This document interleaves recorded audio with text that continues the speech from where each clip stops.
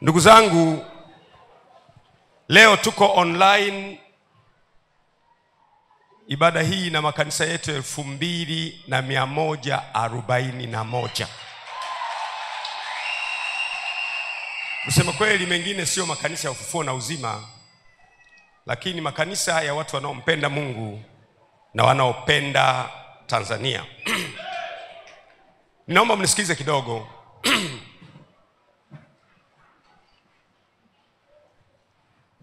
Wiki hii nilifanya press. Niliita waandishi wa habari. Nitaka kuzungumza nao kwa habari ya utekaji, kupotea kwa watu katika nchi yetu ambako kumezidi sana. Na nikazungumza mambo machache sana. Nikasema kwamba watu wanapotea sana, na hatujui sasa nani anayefuata kwenye kupotea. Unaweza kunyamaza, kumbe unafuata wewe. Na nikasema kwa ufupi kwamba nashauri mambo kadha wa kadha. Kwanza ndio shauri ni kwamba viongozi wa vyombo vya dola, kwa maana ya mkuu wa jeshi la polisi na wasaidizi wake wote walio chini yake, mkuu wa idara ya usalama na walio chini yake wote, mkuu wa jeshi la wananchi kwa maana ya TPDF, CDF na walio chini yake wote, mkuu wa jeshi la magereza na walio chini yake wote, mkuu wa jeshi la uhamiaji na walio chini yake wote. Nikasema kwamba hawa kimsingi huwa wanateuliwa na Mheshimiwa Rais au na taasisi ya rais. Na nini kimetokea? Hawa watekaji wanateka watu, hawapatikani. Nakuta mama analia, baba analia, familia inalia, nchi inaomboleza kwa sababu ya watu kuwa wanatekwa, wengine hawajapatikana mpaka leo.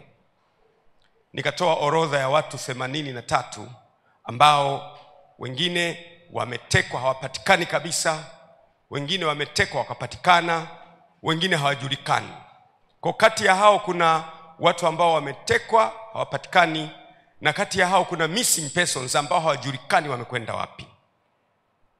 Na mpaka juzi tarehe 28, Shehe wa Zanzibar, baada ya kuwa nimetoa tamko hili, Shehe wa Zanzibar, Shehe Jabil Haidar Jabil Al-Fasi, kuamkia tarehe 28 mwezi huu wa 5, juzi tu niliposema, alichukuliwa nyumbani kwake Fuoni majira ya jioni, na maiti ikaja kuokotwa njiani, njia ya Kizimbani ya Kinumoshi, eneo la Bumbwi Sud.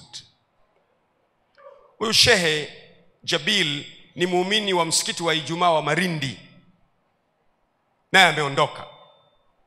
Lakini tarehe 23 Machi ameondoka pia mjumbe wa halmashauri kuu ya CCM kule Mwanza, naye ameondoka tarehe 23 Machi, hajapatikana mpaka leo.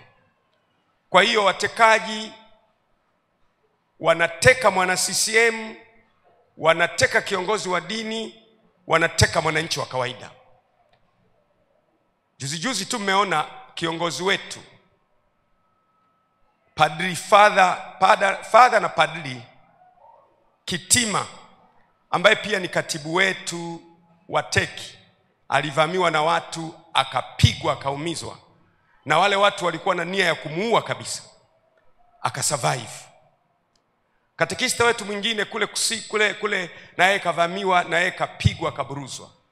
Muda usingetosha kuleta mtu mmoja anaitwa Mdude kule Mbeya, watu wameingia nyumbani kwake, wamevunja mlango, wamemburuta, wameondoka naye, hajapatikana mpaka leo. Kwa hiyo watekaji wanateka mwana CCM, wanateka kiongozi wa dini. Unapochukua shehe, unamchukua nyumbani kwake, anakwenda anaokotwa, ameuawa. Hatujui nani atakayeuawa baadaye. Nataka nisisitize, Chama cha Mapinduzi ambacho wahasisi wake ni Mwalimu Julius Kambarage Nyerere pamoja na Abeid Aman Karume, chama hicho hakikubali utekaji. Hakikubali utekaji. Narudia tena, chama hicho, Chama cha Mapinduzi, hakikubali utekaji. Na mimi mpaka sasa ni mwanachama wa Chama cha Mapinduzi.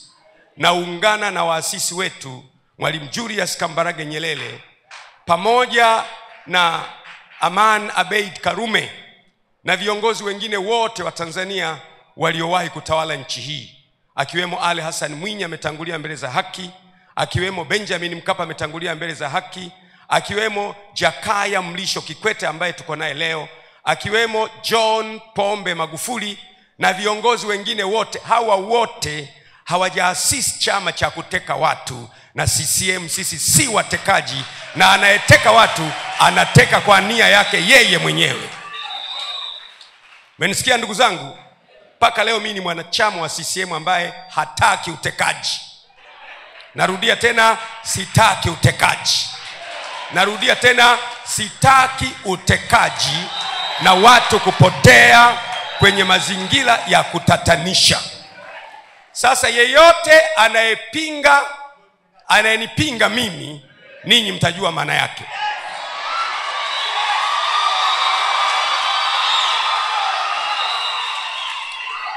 Nilitoa mifano nikasema hivi, mwanangu Jordan akitekwa leo, akachukuliwa kama alivyochukuliwa ndugu yetu Muislamu mzuri Ali Muhammad Kibao hapo Tegeta jimboni kwangu, anachukuliwa basi inasimama, anashushwa ndani na watu wanaondoka naye mchana, alafu kesho yake anaamkia ameokotwa kule Ununio jimboni kwangu kule, ameng'olewa macho na amekufa. Nikasema akifanywa hivyo mwanangu Jordan, akachukuliwa na watu mchana, akaenda kung'olewa macho, nitajisikiaje? Na nikasema akichukuliwa rafiki yangu, ndugu yangu Abdul, mtoto wa Mama Samia Suluhu Hassan, mwenyekiti wangu wa Chama cha Mapinduzi, akachukuliwa yeye akaokotwa amekufa, ameng'olewa macho, utajisikiaje? Na naongezea leo akichukuliwa mtoto wa Jakaya Mlisho Kikwete, akaenda akang'olewa macho, akaenda, natoa mfano, nawapa mifano, akaenda akaokotwa hana macho na amekufa, utajisikiaje? Akichukuliwa mtoto wa Alhaji Ali Hassan Mwinyi, akaenda akaokotwa kesho ameng'olewa macho amekufa, utajisikiaje? Hivyo hivyo mtoto wa Majaliwa, hivyo hivyo akichukuliwa mtoto wa John Pombe Magufuli, akaokotwa amekufa. Leo kwa nini hatuoni kilio cha hawa watu wanyonge, wenye dhiki, wenye tabu, wenye matatizo, waliochoka? Mimi nitalisimamia mpaka mwisho. Nitalisimamia na kuhakikisha utekaji umehama katika nchi. Narudia tena, CCM sio watekaji na sio chama chenye sera ya kuteka watu. Kama kuna mtu anateka yeye mwenyewe, sio kwa niaba ya Chama cha Mapinduzi, ni kwa maslahi yake yeye mwenyewe. Mmenielewa? Mmenielewa?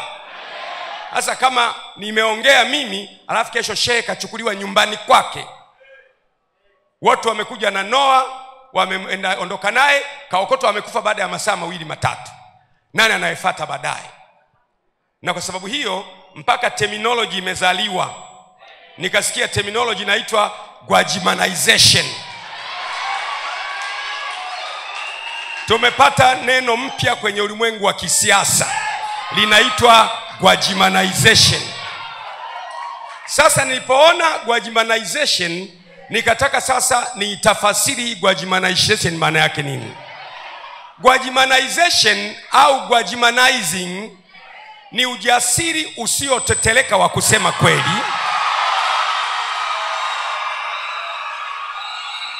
haijalishi ukweli huo ni mchungu au hawapendezi walioko madarakani. Ni dhamiri thabiti ya kutetea maslahi ya taifa kuliko maslahi binafsi, na kuinua sauti kwa uthubutu mkubwa bila kuyumba kiasi cha kusababisha ivume ndani ya himaya za mamlaka na kutikisa misingi ya ufisadi na dhuluma katika nchi. Na kama hii ndiyo maana ya Gwajimanization, basi naipokea kwa mikono ya shukrani, na ningependa kila mtu awe Gwajimanized.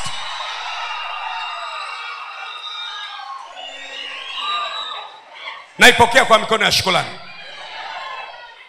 Ndugu zangu, nimesema maneno haya ili kufafanua place yangu, kwa sababu mnajua nyie ni kanisa.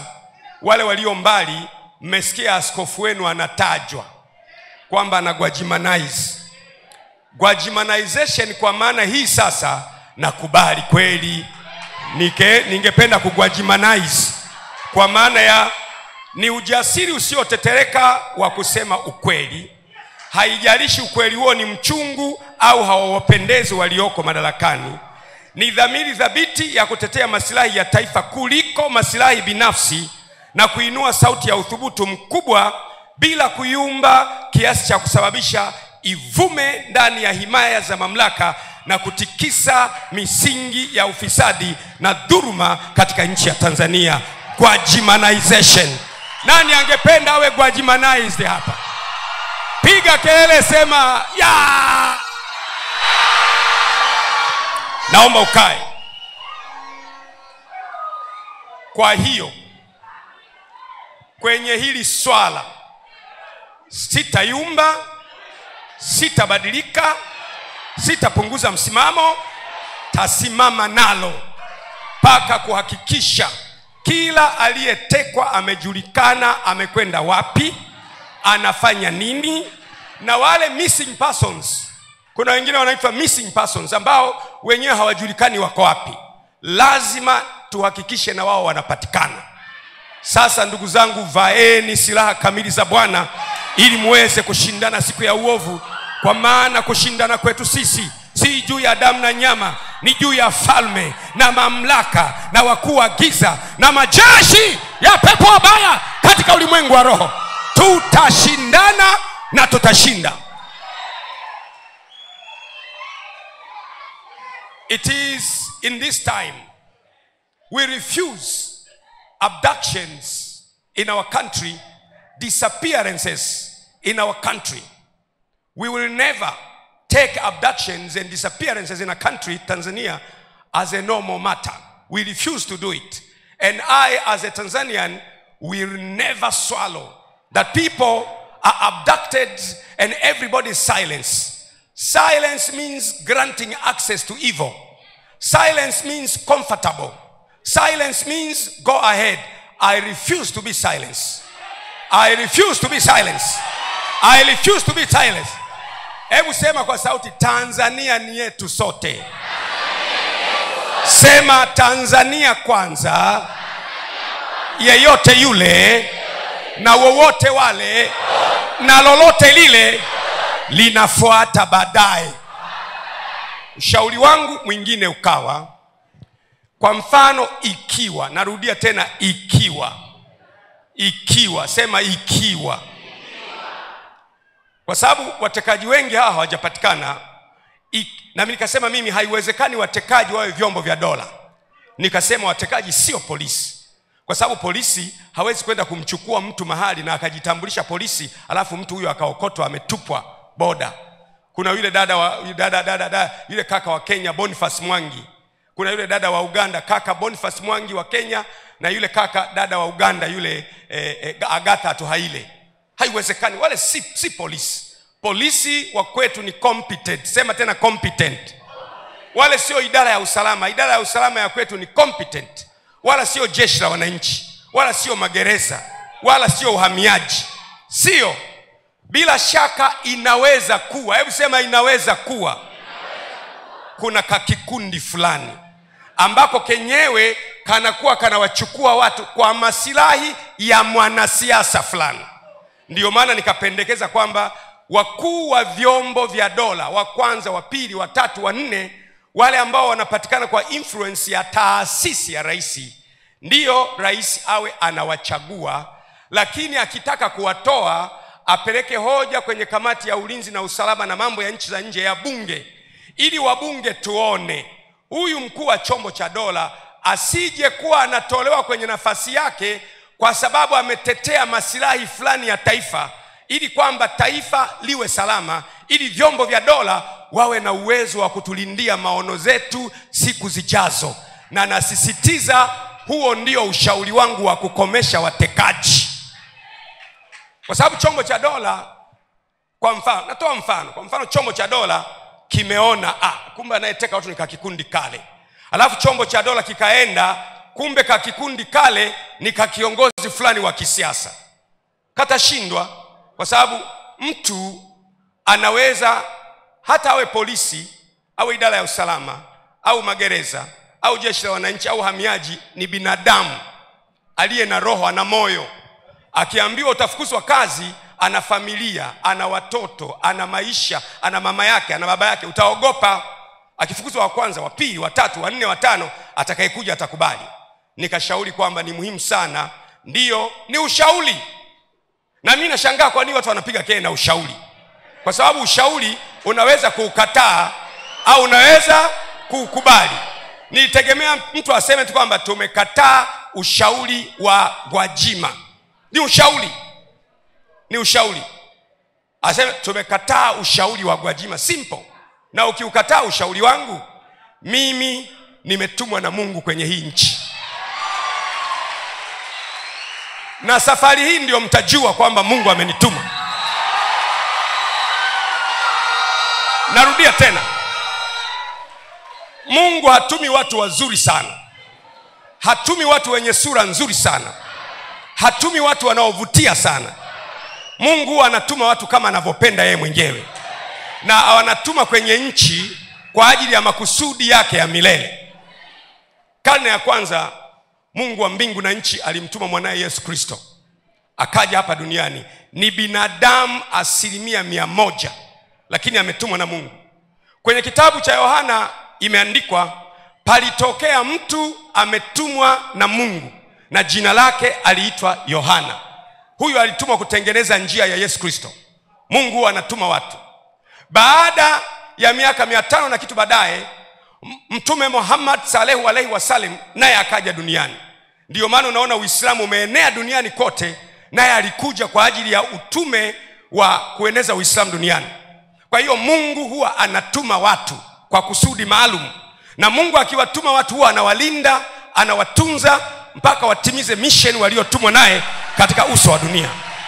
Nataka kusema sasa, yule unayenivamia hovyo hovyo, hautaweza. Hautaweza. Yeye anilindaye hata lala wala hata sinzia, yeye aliye mkuu wa Israeli, hata acha mguu wangu usogezwe.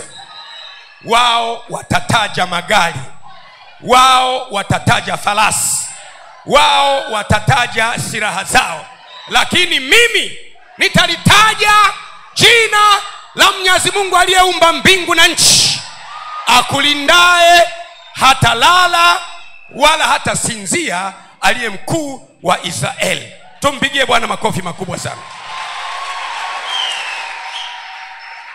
Umenielewa Umenielewa Naisemea Tanzania na wasemea wa Tanzania nikiwa mwanachama wa Chama cha Mapinduzi. CCM haina sera ya utekaji. Mimi ni mjumbe wa halmashauri kuu ya Chama cha Mapinduzi taifa. Utekaji, kupotea kwa watu, sio wazo la CCM, na CCM haipotezi watu. Tupige makombola mpaka anayeteka watu atokee hadharani. Si tupige makombola. Na wana CCM, ndugu zangu, mnielewe. Napenda chama chetu, nitaendelea kukipenda, lakini utekaji na kupotea kwa watu kunaofanywa na vikundi visivyojulikana, hiyo ni leo, kesho kutwa na hata milele. Nitakataa kwa jina la Yesu. Naomba mkae. Nataka niishie hapo kwa maneno haya. Nimeyasema hayo kwa sababu sasa nimezungumzwa Tanzania nzima, na ni muhimu sana kama kiongozi wako kuzungumza Tanzania nzima. Na mimi ni mtu mwenye staha. Nimetengenezwa, nimeumbwa na staha. Ninaheshimu, siwezi kuaibisha mtu. Lakini sasa nitakapoita press inayofuata, kama watekaji wananifuatafata, nitaanika vitu hewani, moshi utatoka, hautaweza kufumbua macho yako. Narudia tena, ikiwa utaendelea kung'ang'ania, kwa sababu ni rahisi kusema kwamba, ilikuwa rahisi tu kwamba na sisi tunakataa watu kutekwa, na ushauri aliyoutoa askofu tunaukubali au tunaukataa. Nikamwona ponjoro mmoja wa hapo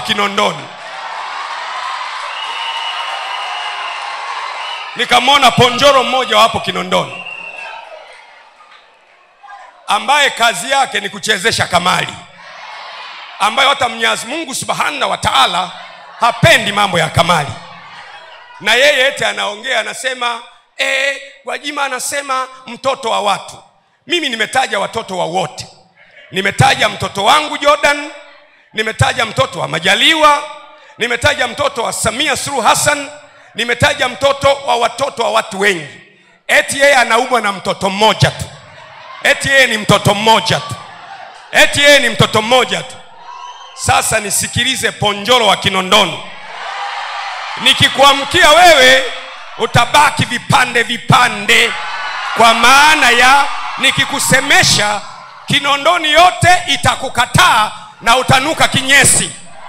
Tulia, kaa kwa kutulia.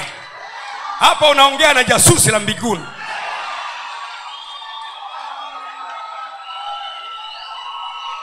Kwa sababu mimi si nimekataa utekaji tu.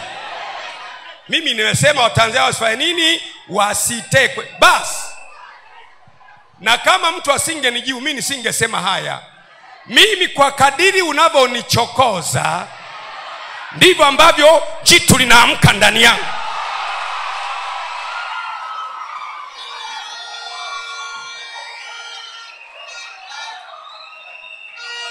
Na Chama cha Mapinduzi, Gwajima ni hazina yenu.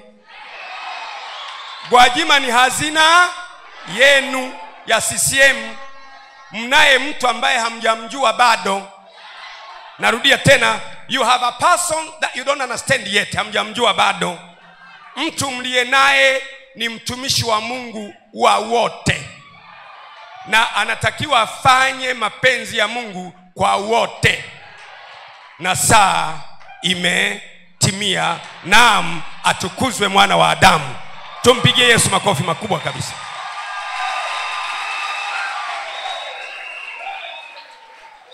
Natetea Waislamu waliotekwa, natetea Wakristo waliotekwa, natetea padiri aliyeumizwa, natetea wale ambao hawajaonekana, bila kujali chama. Kwa sababu mtu kama amekosea, si akamatwe apelekwe mahakamani? Mtu kama amekosea, si kuna taratibu za aliyekosea? Ndio maana nasema si vyombo vya dola, kwa sababu vyombo vya dola kazi yake ni kuarrest. Vyombo vya dola haviteki. Polisi hawateki. Idara ya usalama wa taifa hawateki. Jeshi la wananchi hawateki. Uhamiaji hawateki. Magereza hawateki. Bila shaka kunaweza kuwa, mwambie mwenzao, kunaweza kuwa na kakikundi fulani ambako haka ndio nakatumia message kwamba kila silaha utakayofanya haitafanikiwa juu ya taifa la Tanzania katika jina la Yesu. Mtu aseme haleluya. Basi nimeshatuma ujumbe, naishia hapo. Lakini nasema mtu akinichokoa nitaita press hata mara 2 kwa wiki.